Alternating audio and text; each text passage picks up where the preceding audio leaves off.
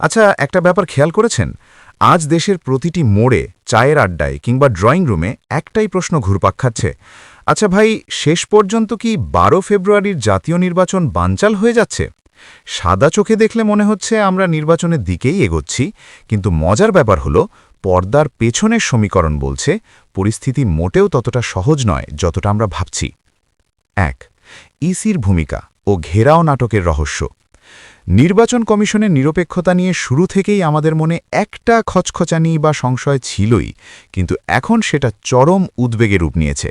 সম্প্রতি ইসির সামনে ছাত্রদলের সেই ঘেরাও কর্মসূচির কথা ভাবুন তো। অনেক বিশ্লেষকই এটাকে একটা পরিকল্পিত নাটক বলছেন। কেন জানেন? অভিযোগ উঠেছে তারেক রহমানের নির্দেশেই ছাত্রদল একটা উছিলা তৈরি করে এই অস্থিরতা পাকিয়েছে, যেন কমিশনের ওপর একটা চাপ সৃষ্টি করা যায়। আমাদের এনসিপি নেতা আসিফ মাহমুদ সজীব ভুইয়া তো সরাসরি বলে দিলেন, আপিল শুনানির মতো একটা গুরুত্বপূর্ণ দিনে হাজার হাজার লোক নিয়ে এই ঘেরাও করাটা আসলে নির্বাচন বানচাল করার কিংবা কমিশনকে প্রভাবিত করার একটা পুরনো চাল। অদ্ভুত, তাই না? ২. রিং খেলাপিদের মনোনয়ন আর রুদ্ধদ্বার বৈঠকের রহস্য। গত রোববার আপিল শুনানিতে যা ঘটল তাকে নজিরবিহীন বললেও আসলে কম বলা হয়। বিস্ময়ের ব্যাপার হলো, সব ধরনের তথ্য প্রমাণ থাকার পরেও এমন অনেক হেভিওয়েট প্রার্থী বৈধতা পেয়ে গেছেন যারা কিনা হয় রিং খেলাপি, নয়তো বিদেশি নাগরিকত্ব ছাড়েননি। বিশেষ করে চট্টগ্রামের আসলাম চৌধুরী বা আব্দুল আউয়াল মিন্টুর কথা ভাবুন, যাদের মনোনয়ন বাতিল হওয়া ছিল সময়ের ব্যাপার। সেখানে মির্জা ফখরুল সাহেবের নেতৃত্বে বিএনপির একটা প্রতিনিধি দলের সাথে ইসির রুদ্ধদ্বার বৈঠকের পরেই সব ভোজবাজির মতো পাল্টে গেল। অভিযোগ উঠেছে বিএনপির অন্তত ১৫ জন প্রার্থী যাদের আসলে বাতিল হওয়ার কথা, তাদের কমিশন চাপের মুখে বৈধতা দিয়েছে। আচ্ছা, আপনারাই বলুন, এই পক্ষপাতিত্ব চললে কি আদৌ একটা লেভেল প্লেয়িং ফিল্ড পাওয়া সম্ভব?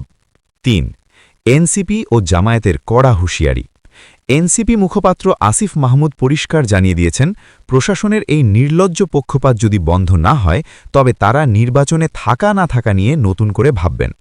একটা কথা আমাদের মনে রাখতে হবে, এনসিপিকে বাদ দিয়ে কিন্তু ১২ ফেব্রুয়ারির নির্বাচন কল্পনাও করা কঠিন, কারণ আজকের এই পরিবেশ তৈরির পেছনে তাদের বিশাল অবদান আছে। আবার অন্যদিকে জামায়াতে ইসলামীও কিন্তু চুপ করে বসে নেই, তারা সব নজর রাখছে। বিএনপি যদি মনে করে প্রশাসনকে পকেটে ভরে একটা ভোট চুরির মহা আয়োজন শেষ করবে আর জামায়াত বা এনসিপি আঙুল চুষবে, তবে তারা বড় ভুল ভাবছে। প্রয়োজনে তারাও কিন্তু কঠোর কর্মসূচি বা ঘেরাওয়ের পথে হাঁটতে পারে। ৪. জামায়াতের হিকমত ও নতুন প্রজন্মের নেতাদের সমর্থন। মাঠ পর্যায়ের জরিপ বলছে জামায়াত এবার খুব ঠান্ডা মাথায় বা হিকমত নিয়ে এগোচ্ছে। তারা শুধু নিজেদের জয় চাচ্ছে না, বরং চাচ্ছে একঝাঁক দেশপ্রেমিক তরুণ মুখ যেন সংসদে যায়, যেমন নাহিদ ইসলাম ও নাসিরউদ্দিন পাটোয়ারি। ঢাকা থেকে নাহিদ ইসলাম ও মির্জা আব্বাসের বিপরীতে নাসিরউদ্দিন পাটোয়ারিকে জেতাতে জামায়াত জান প্রাণ দিয়ে লড়ছে। হাসনাত আবদুল্লাহ ও সার্জিস আলম, কুমিল্লা সহ ওই অঞ্চলগুলোতে এই দুই তরুণকে জেতানো জামায়াতের কাছে এখন প্রেস্টিজ ইস্যু। মাওলানা মামুনুল হক ও ব্যারিস্টার ফুয়াদ, খেলাফত মজলিসের নেতা এবং ব্যারিস্টার ফুয়াদের মতো মেধাবীদের সংসদে আনতে জামায়াত তাদের ভোটারদের বিশেষ গাইডলাইন দিয়ে দিয়েছে। ৫. জামায়াতের শক্ত অবস্থান বিভাগ অনুযায়ী। আপনারা জানলে অবাক হবেন, অনেক আসনেই জামায়াত এখন বিএনপির চেয়েও শক্ত অবস্থানে আছে। রংপুর বিভাগ ৩৩টির মধ্যে ২৫টি আসনেই জামায়াত কাঁপিয়ে দিচ্ছে।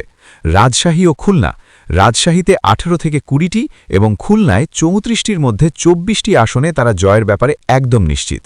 চট্টগ্রাম বিভাগ, এই অঞ্চলের ৫৮টি আসনের মধ্যে অন্তত ২৩-২৫টিতে জামায়াতের একক আধিপত্য দেখা যাচ্ছে। ৬. ডক্টর ইউনূস সরকার ও আমাদের আগামীর শঙ্কা। দেশের মানুষের মনে একটা ভয় কিন্তু দানা বাঁধছে। সরকারের ভেতরেই কি কেউ কেউ চাচ্ছেন নির্বাচন পিছিয়ে দিয়ে ক্ষমতা একটু লম্বা করতে?